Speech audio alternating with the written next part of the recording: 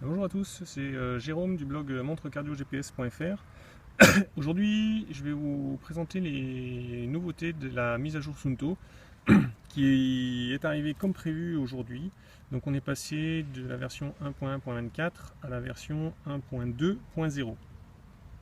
La première chose qu'on remarque, c'est que enfin le lag a complètement disparu lorsqu'on utilise une watch face analogique.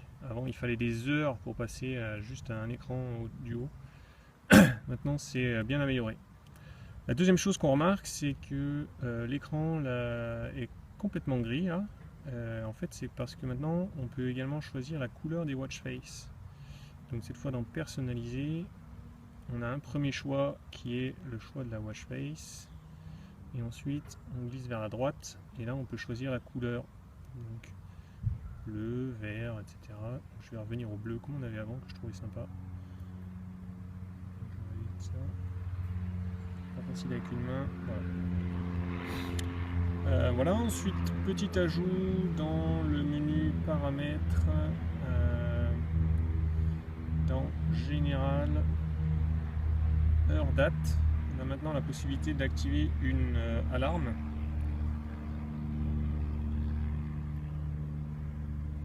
Et on peut donc soit avoir l'alarme désactivée, soit la faire sonner une fois, la faire sonner des jours de la semaine ou tous les jours.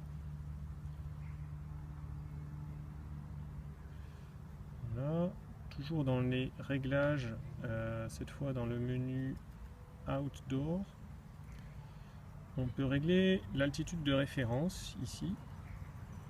Donc, je ne sais pas si vous vous souvenez, avant on était limité à 400 mètres. Là, cette fois, donc on peut régler le plus, le moins, et ensuite chaque chiffre. Voilà, pour avoir réglé une altitude de référence si on veut la mettre au-dessus de 400 mètres.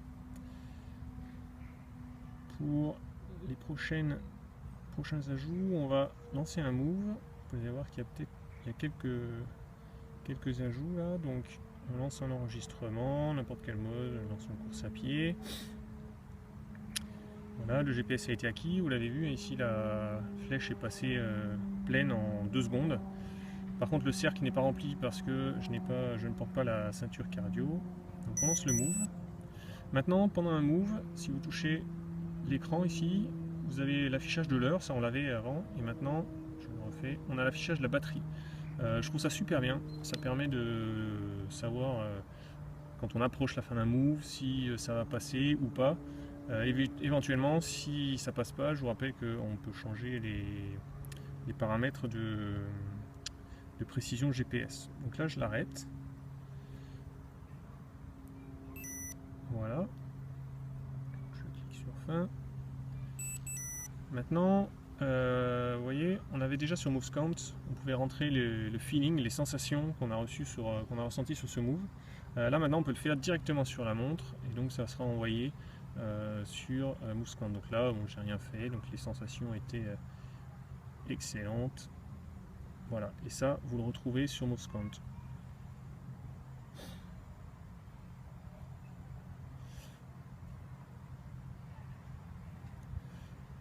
Ensuite, si vous allez dans le journal, vous verrez